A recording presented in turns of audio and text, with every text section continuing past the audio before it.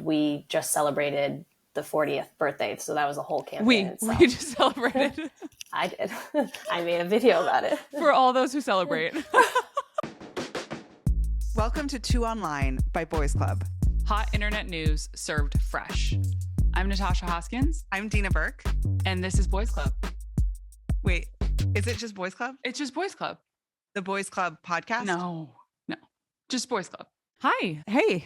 Welcome to Two Online. Podcast where we talk about the internet, what's happening on the internet, but the fun stuff, not the bad stuff. Only the fun stuff. This is fun only. This is unserious internet news is how you can think about this show format. I'm Natasha. I'm Deana. And we have a super fun episode for you today.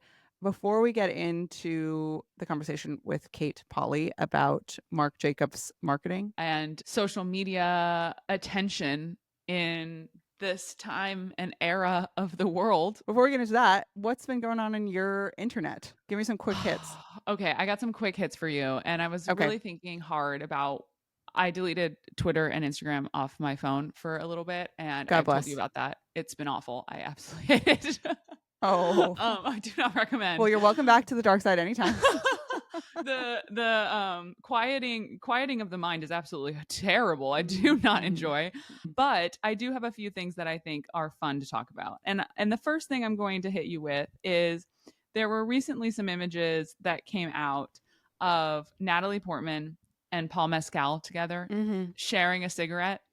Yes. And it is just, they are perfect. Like, they're so cute. She's laughing. He's laughing. He's in a cute little outfit. She's in like a low-key boyfriend denim. It's just adorable. And they're smoking and it's great. And the internet went wild. And my favorite quote tweet was, "This picture just undid 35 years of anti-smoking ads for me." Because it really did. You're like, oh, there's nothing better than sharing a cigarette and a laugh with someone who's cute. Nothing better. Nothing better.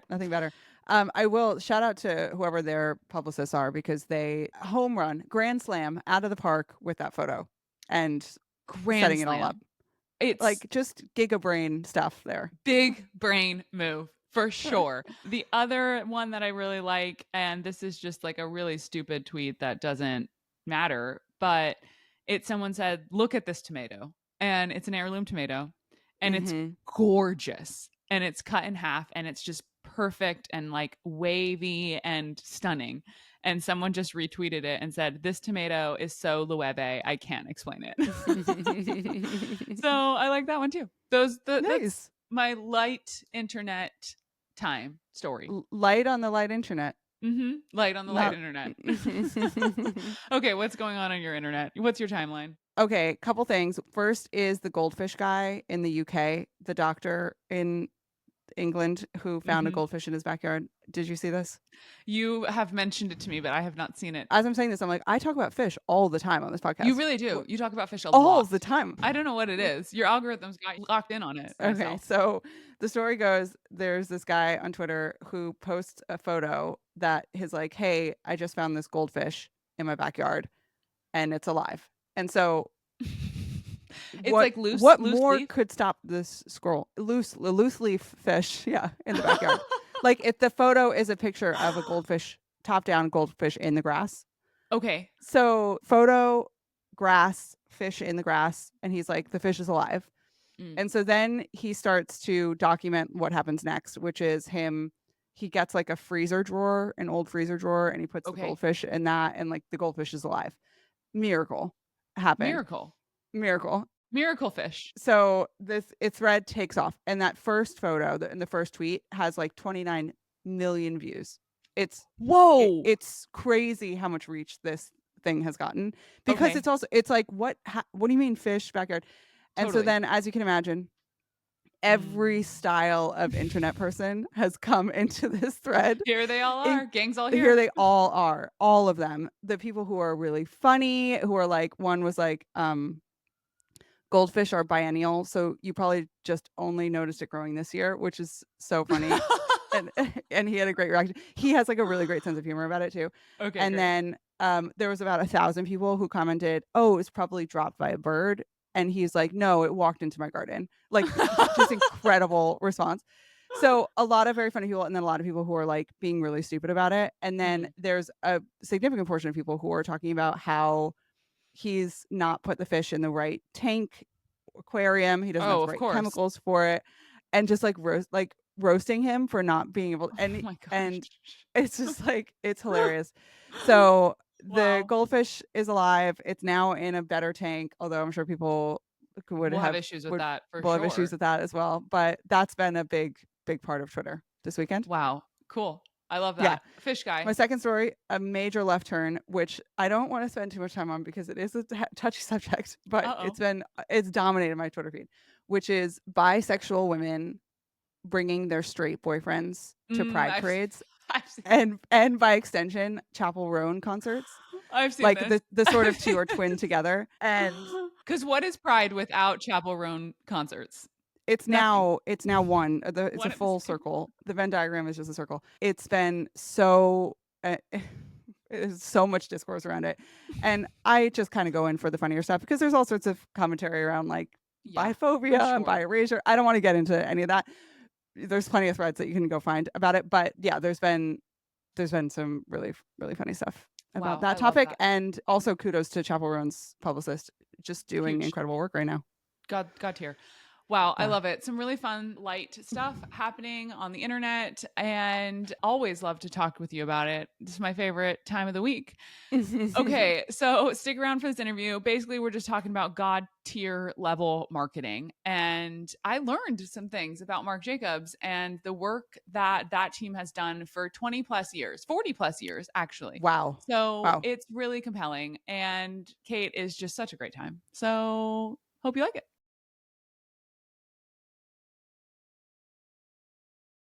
She's an icon. She's a legend. She's one of the meme lords of Boys Club. She's our very own social media wizard and a very online woman. Cait Poli, welcome to the show. Thank you so much. Happy to be here once again. I'm so happy to have you. We get to jam all the time on all things internet, but to put it on record, on tape, feels particularly special. Tape cassette. We're burning this as a CD, a mixtape. Okay, so today we are going to talk about something that you've been on for a while. You've been on one for a while around this, and it has to do with your expertise and your lane, but we're talking about social media strategy. We're talking about fashion. This is really like your intersection of interests, all converging at the same moment. So I'm going to let you take it away. What's the headline? What are you thinking about? The headline is Unhinged Marketing, and we're talking about the king and queen of it right now. King being Marc Jacobs, queen being Charli XCX. Oh, we're back on Charli XCX. We're so back. We're so in a sense of that playbook. Okay. Great. The playbook, we're building from the Charli XCX episode to Marc Jacobs. Part 2, everybody. Here we go. But I really want to focus on the Marc Jacobs of it all. Everyone is talking about Marc Jacobs and their social strategy because they're crushing it. They're 100% crushing it. And for anybody who is not online, which isn't really our audience, but let's give you the rundown. Let's just hypothesize that there's someone listening to this who's not on the internet. Okay, this is for my grandma. Graham, this is for you. Marc Jacobs is a luxury fashion brand. Marc Jacobs was creative director of Loewe Vuitton back in the day, but this is not new for Marc Jacobs. I'm going to start from the very beginning here. Great. Little context, though, overall is their social media has been completely unhinged. It's chaotic, it's fun, and it's standing out because it's a luxury brand. Yeah. Other brands have been doing this for a while. McDonald's, Chipotle, Wendy's on Twitter, all of these food brands, these like lower price brands, but when luxury brands go this unhinged, it makes a lot more noise. Yeah. So, it's a high-low. It's a classic high-low situation, and it feels very unexpected and fun. Exactly. But like I said, this is not new for Marc Jacobs, i.e. when Winona Ryder got busted for shoplifting, famously known. Famous. Thousands of dollars worth of stuff. And the sweater was like a $700 something sweater was Marc Jacobs. Then she wears Marc Jacobs to the trial. This is like 2002. No way. I didn't know this. And then in 2003, Marc Jacobs makes her the face of Marc Jacobs. Wait, that is iconic. They have been on this game. Wow. Amazing. Okay. Wow. So my hot take is everybody's out there saying, give the social media managers a raise, give these social media managers a raise. And I am 100% for that. But if you work in social, as long as I have, you know, every social media is pitching this strategy. So it's not the strategy per se that's new and refreshing and why they need a raise. It's because they are so on top of it with the strategy. Every social person is pitching this strategy. Hey, let's think outside the box. What can we do to break through the noise? That's what every single consultant is saying. But this social team, the streamlined processes that they have and clearly are working very well. It's the speed, the efficiency, the trust. The social team, the marketing team, and hats off to Marc himself, because when you just let your people be creative and give them all the freedom to do what they know how to do, then you're going to have success. I feel like what I'm hearing from you, and I think is true of their strategy and what I'm seeing online, is to have the level of success that they're going to have, that they have, and we'll get into some of these touch points. Like, you have to be moving at the speed of light, the speed of the internet, which is insane. And it's moving so fast. And they're not only doing fast meme reactions to things, but they're actually producing content. They're pulling in influencers, and influencers is even a funny word to use for them, but people who are blowing up on the internet, they're like bringing them into a brand campaign, or they're making like a lo-fi brand campaign happen like next day. And that type of execution, you have to be so good at your job. And in a corporate structure like Marc Jacobs, to be able to move things along that quickly, to get it passed through legal and marketing and brand and all these teams, you have to have like a real eye for social and, as you're saying, trust, but also be really efficient. And so that's almost more impressive than their ability to like make me laugh on their social front, which I think is great. There's a well-oiled machine here that they have worked out that makes them win the internet week over week because of how fast they're moving. Agreed. What I want to get into next, for people who haven't been following as closely as we have, what have been the key moments? Like, what have been the timeline takeovers that have solidified Marc Jacobs as this brand that is the high watermark and the brand to beat for social in 2024? Yes. Like I said, it's started back in the early 2000s. The brand is 40 years old. We just celebrated the 40th birthday, so that was a whole campaign itself. We just celebrated. I did. I made a video about it. For all those who celebrate. Happy birthday, Marc, for all who celebrate. I would say this past year is when they picked up steam. The strategy starting with Yulya Shadrinky and that direction. Yulya Shadrinky is the one who directed these ads that you're seeing of the stunt woman falling down the stairs and then just getting up, holding the bag in the Kiki boots. There's another video of, beautiful models in this field holding, dogs? And it's super windy. And then they just are falling down. That's I remember this. That's the video. So these videos, for people who haven't seen them, they appear quite lo-fi. Like, they appear as a almost influencers in the wild style. If you've ever seen that account where you're zooming, it looks like really high zoom in with an iPhone where you're catching someone in the act. It feels like very voyeuristic, and it doesn't have the polish of a brand campaign. Like, it very much feels like something that you're doing for a laugh for TikTok, or even something that you're just texting to a friend. Yes. And then there's this surprise moment at the end where, either something happens where this woman falls down the stairs, or there's like this field of people with dogs and it's really chaotic. And then it's revealed that like, oh, there's like, it's a brand campaign of some kind, like, but not fully. Like, it's not obvious. Even at the end, you're still kind of like, wait, was that an ad? And that's what makes you watch it over and over and over. And then basically you win the algorithm because people are like, wait, what's going on here? And then you're sending it to people and being like, is this an ad or is this real? And then the comments blow up, and it's reverse engineering for this shareability and also for just people to watch it many, many, many times over. So, okay. So it started with that. That was what, probably 6 months ago, 7 months ago? It started around January. Okay. They've been on one. Mm-hmm. They've been on okay. one. So then what was next? And then we have the influencer campaign that starts to pop off with the 40th anniversary, the 40th birthday for all who celebrate. It's a great mix of both internet creators that are, if you know, you know, and celebrities. Mm-hmm. We are starstruck with Marc Jacobs celebrities. They have all the hot internet girls, but then they have all the random teenage Riz boys on TikTok. And it is a beautiful combination. I think of the Kamala saying she loves Venn diagrams, and I'm like, I just love this Venn diagram so much. So good. If you see their Instagram feed, I follow them very closely. I turn on notifications. It's high fashion model, celebrity, random internet creator. And then the cycle repeats. Nice. So with the influencer campaign, they really just tapped into social listening, had to be incredibly on it. They have to move at the speed of light. Campaigns take weeks, months, sometimes years. And with these creators that they reach out to, they went viral days ago. And now all of a sudden they're on Marc Jacobs' page. Yeah. That's insane and very impressive. Totally. So can you give me an example of some of these people that have they've taken this playbook with?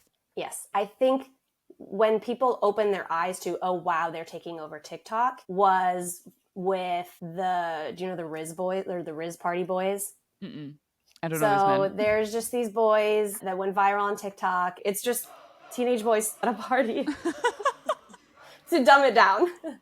And are they cute? Are they what's their just vibe? Just average boys that I went to middle school with. Gen Z? Yes. Kids? Okay. I would say Gen Alpha. Gen Alpha. People keep talking about Gen Z, and I'm like, if these boys are 15 and younger, they're on the cusp. Okay, they're really young. Yeah. Okay. I mean, maybe I'm misaging them. Okay, but you would go younger versus older. They're yes. closer to 15 than they are to 30. Yes, absolutely. Okay.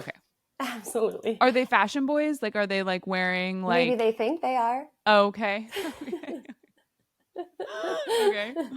I mean, the kids in middle school that were wearing pajamas thought they were fashion. Totally. Didn't we all? Yeah. There were so many layered t-shirts. There was a lot of layered t-shirts for me. That's a whole nother podcast. So then Marc Jacobs had a video where the boys are just walking down the street. They're going up to looks like a house party, and the bouncer says, you must be wearing Marc Jacobs. Only one of them is wearing Marc Jacobs. And he gives his friend an extra. He's like, I carry one just in case. And so then they can get into the party. And that's the video. Okay, nice. Lowest budget. They probably just paid the kids and the cost of the clothing and accessories. That's it. Damn. And then they put it out. And it has outperformed any celebrity post 65%. Wow. The ROI must be insane on these. Wow. Let me give you some more examples. Then, have you seen the Scandinavian drama? I have not. The Critter TikTok, where it's basically watching Bravo TV. Okay. But make it little plush critters. Oh, I have. I've seen this. I've seen this. It's insane. So the one for Marc Jacobs, when this came on my feed, I was not familiar with the account. And now I'm very familiar and I love it. Okay, for the listener, basically it's what the account has is these little, almost they look like little mice, I would say, maybe little puff. Bunnies, mice, hamsters, yes, gerbils. That are stuffed animals, mini stuffed animals that you could fit on a table. And then the account basically has them in dramatic Bravo TV style moments with each other where they're arguing, and it's as if they're drunk at a table together, and that's the vibe of it. So that's the account originally, and then take it away with. And Marc Jacobs, in fashion of the proper way to do influencer marketing, lets the creator just have their freedom and said, do what you already do so well, tell your story better than we could, and just incorporate Marc Jacobs however you see fit. So the critters are just wearing Marc Jacobs, and the storyline is the mother critter shows up to a party, thinks it's a party, but it's an intervention because she got caught shoplifting a Marc Jacobs bag. Oh, we're back to Winona Ryder. It's a full circle moment. It is a full circle moment, and it's when I just caught that. Huge. I'm impressed. I can't think of a better stronger word. Yeah, there is no stronger word. And if someone can come up with one for me, please do, because it's brilliant. Wow, I love that. Okay, the last if you know example that I saw that I really loved is there's a couple where they dance together and it's a white boy and this black woman and they and he can move his hips in a way that's shocking and upsetting to some, and they have gone viral. And then basically Marc Jacobs dressed them head to toe and they went into, like, I assume looks like the Holland Tunnel, and did a dance sequence, Can You Match My Freak, and Yep. it blew up. And it was it was next day. The speed in which that they moved was exceptional. So really impressive work on the if you know, you know. What are some of the big celebrity faces of Marc Jacobs? Oh right my now? goodness. Who aren't they getting at this point? Some people say if you want to rebrand, get Kim K. It seems to be if Kim K is a face of your brand, then that means you're going through a revamp. You're switching it up. So we have Kim K. And then Kim K. Yeah. Yeah. Whoa, huge. Okay. I didn't realize that. We have Charlie XCX, and There she is. almost every single internet hot girl that was in her video was in Marc Jacobs previous to this video. Man, there's some publicist that is connecting these dots. They are pulling things together. They're working hard. They're working really hard. We think we're working hard. Yeah. These publicists, this social media team, they're working hard. Okay, so huge names, internet girls, and then like the biggest of the big with Kim K. Right. Yes.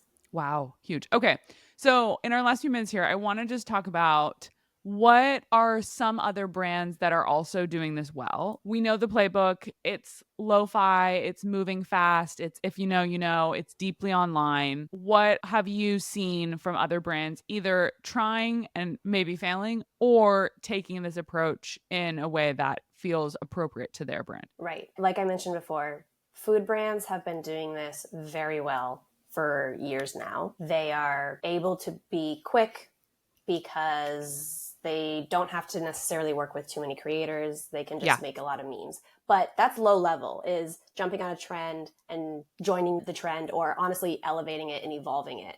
A lot of food brands do that well. For example, Taco Bell, Chipotle, Slim Jim, McDonald's. We all know and love them. Now you have these luxury brands, or I would say like lower tier luxury, not to shade, but Marc Jacobs is pretty affordable. It's not an $8,000 bag. It's a $200 bag. Right. It's not Balenciaga.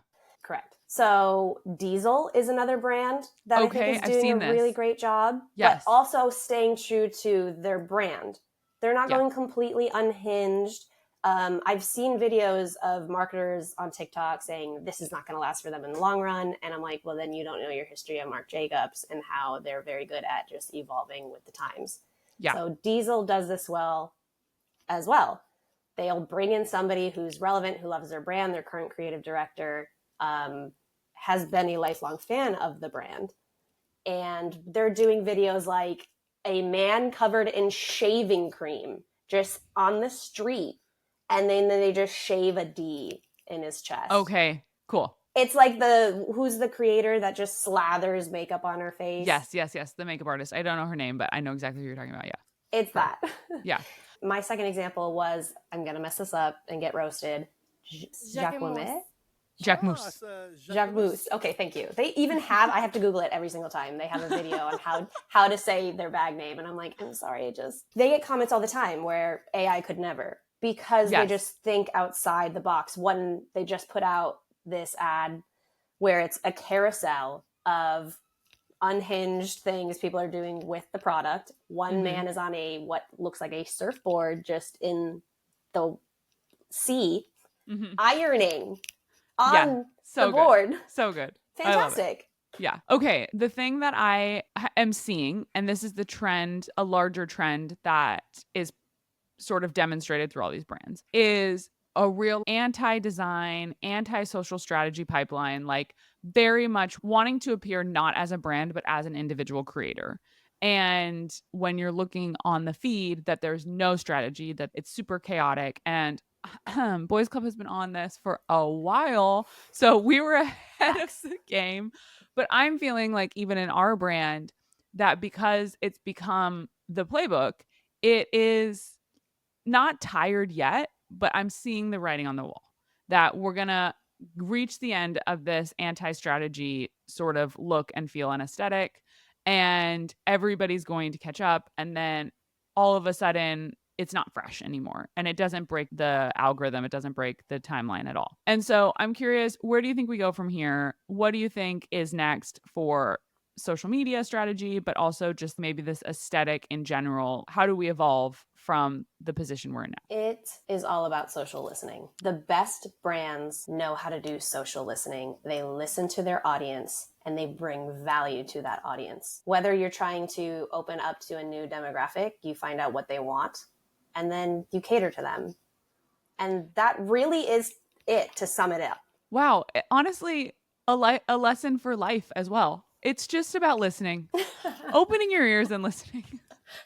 You know that TikTok that the girl switches the "I want a man in finance" to "I want a man who listens."